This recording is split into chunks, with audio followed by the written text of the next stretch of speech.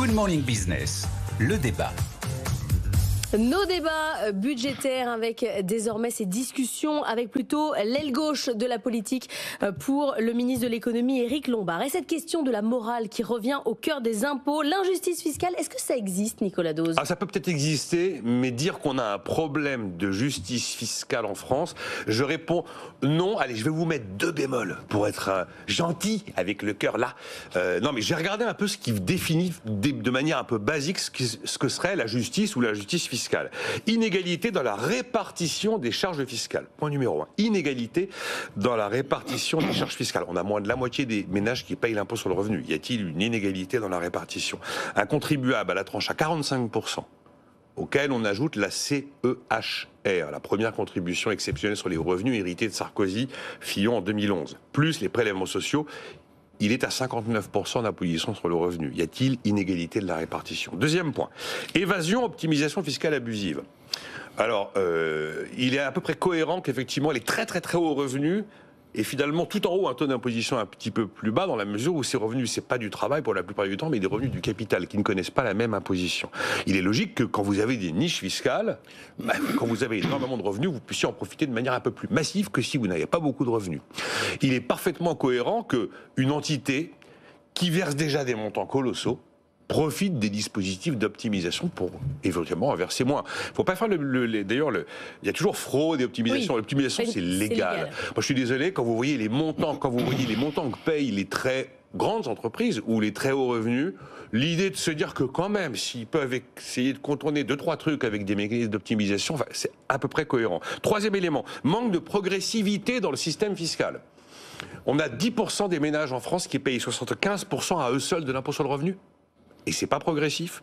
Alors peut-être que la question des inégalités liées à une absence de progressivité, là je veux un premier bémol, je veux bien qu'on en débatte avec la TVA. Ok, très bien, débattons de la TVA à ce moment-là. Et puis après, discrimination dans le traitement fiscal. Je vois pas vraiment où s'incarnerait une discrimination dans le traitement fiscal. Quand je vois le niveau record de redistribution monétaire que nous avons chez nous, quand je vois que les baisses de cotisation, les allègements de cotisation, ça profite à qui ? Au plus bas salaire. Quand je vois que le Macron à 17 milliards post-gilet jaune a profité à qui ? Au plus bas revenu.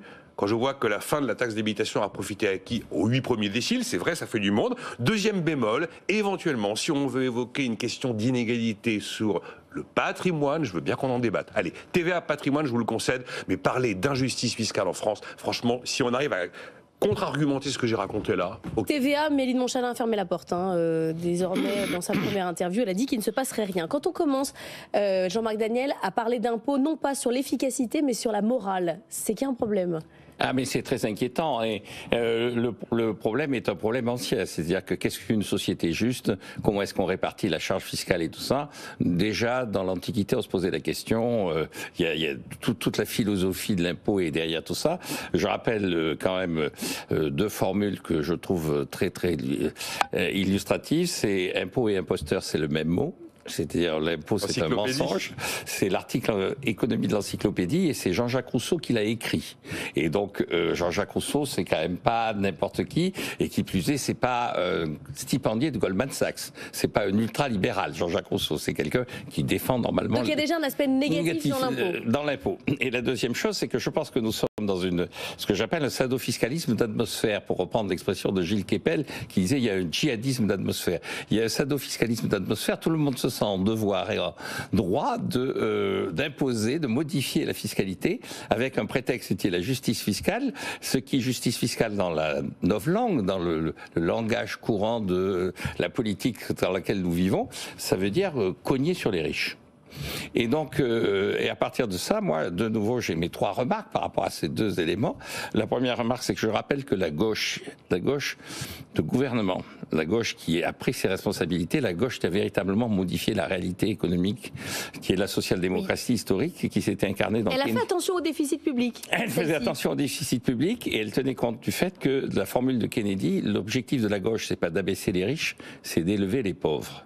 Et quand vous regardez effectivement les réductions des inégalités en France à l'heure actuelle. L'INSEE dit les 2/3, c'est les prestations sociales, l'État-providence, et 1/3, c'est l'impôt sur le revenu.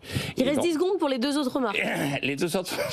J'annonce la couleur un peu. Les deux autres remarques, c'est que effectivement, si on veut améliorer la situation des finances publiques, la question qui se pose, c'est est-ce qu'il faut prendre aux uns pour donner aux autres, ou est-ce qu'il ne faudrait pas augmenter la taille du gâteau pour permettre à ce moment-là à l'État de bénéficier de l'augmentation de la taille du gâteau? La réponse. Personne n'a parlé de création de valeur pour l'instant. Personne ne veut créer de valeur. Non, on va détruire de la valeur en remontant la flat tax. Oui, mais est-ce qu'il ne faudrait pas mieux plutôt raisonner en termes d'augmentation de la valeur plutôt que en termes de punition? Troisième remarque. Et la troisième remarque, c'est que les socialistes qui sont censés devenir sont dans cette phase que j'appelle de léniniste lénifiant. Quand ils sont dans l'opposition, ils sont très radicaux. Et puis quand ils sont confrontés à la réalité, ils sont beaucoup plus réalistes. Un peu comme tout le monde, Jean-Marc. Et un peu comme tout le monde. Et donc je pense que le gouvernement aurait tort de s'appuyer sur la phase dans laquelle ils sont, qui est une phase léniniste, dans leur léninisme lénifiant. La pire des erreurs serait de remonter la flat tax. La baisse de la flat tax a rapporté plus. J'ai compris, mais c'est pas du tout ce qui est prévu, puisqu'on parle de la remontée à 35%. Voilà, mais non, mais on va nous faire le coup de l'injustice fiscale et on va remonter la flat tax. Est-ce que négocier avec la gauche, ça va nous coûter 6% de déficit public? Moi, on je en dis parlera. oui. Vous dites Moi, oui, je dis Raphaël oui. Legendre aussi, on en reparlera à 8h50.